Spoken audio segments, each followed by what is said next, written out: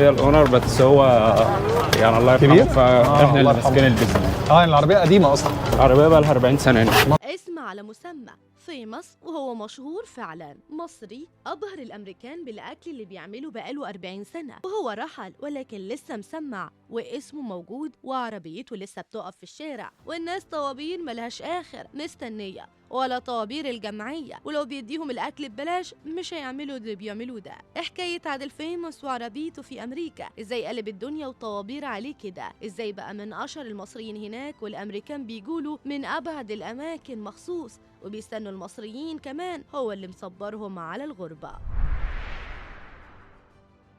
شاب مصري اسمه محمد الهادي، هو يوتيوبر وبيحب السفر، ودايما بيشارك الجمهور سفرياته. ومن ضمن الترندات اللي اتفاجئ بيها بزيارته في امريكا من فتره كان عادل فيمس وعربيته المصريه الاصيله. قرر يروح في الميعاد ويستنى العربيه ويجرب بنفسه، وشوف تستاهل الضجه اللي عاملاها في امريكا دي ولا الامريكان بيبالغوا. محمد لما وصل لقى طابور كبير على رصيف في منطقه مانهاتن بنيويورك، وده المكان اللي متواجد فيه عربيه الاكل بتاع عادل فيمس، واقفين بكل نظام مستنيين قبل ميعاده بساعة أو أكتر علشان يلحقوا الأكل أول ما يوصل. العربية بتوصل الساعة 6 المغرب، وفي الميعاد ده محمد قرر يسأل الأمريكان اللي واقفين عن الأكل وقال لهم: انتوا جربتوا الأكل ده قبل كده؟ قالوا له لا، احنا جينا امبارح بس الطابور كان طويل جدا، وكانت الساعة 9:30 بالليل، فقررنا نيجي بدري النهاردة قبل الزحمة. محمد وقف زيه زي الناس اللي واقفة، ولكن قرر يروح ويتكلم مع الناس اللي شغالة ومسؤولة عن العربية. ولما فرشوا الأكل وبدأوا يدوا الطلبات للناس، دخل محمد وبدأ يتكلم معاهم ويسألهم عن حكايتهم. واحد من اللي شغالين قال له إن العربية دي بتاعت حد اسمه عادل فيمس، وبقالها 40 سنة بتبيع نفس الأكل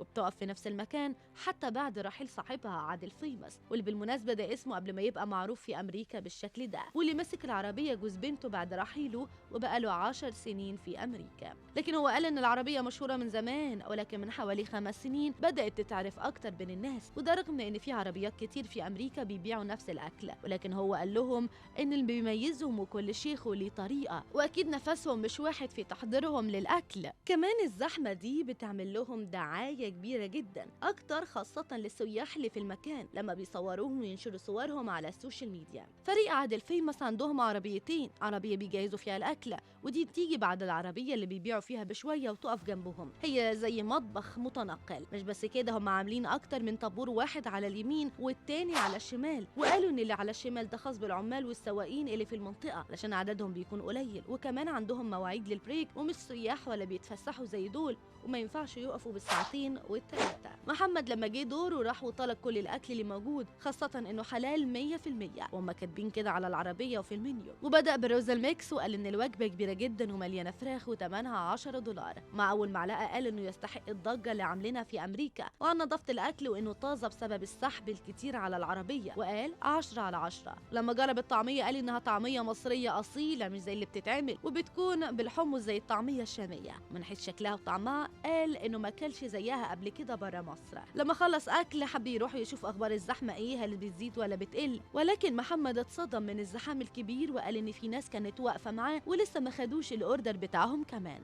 في النهاية انت ايه رأيك في قصة عادل فيمس دي؟ وهل لو رحت أمريكا هل هتجربوا ولا لا؟ شاركوني برأيكم في التعليقات.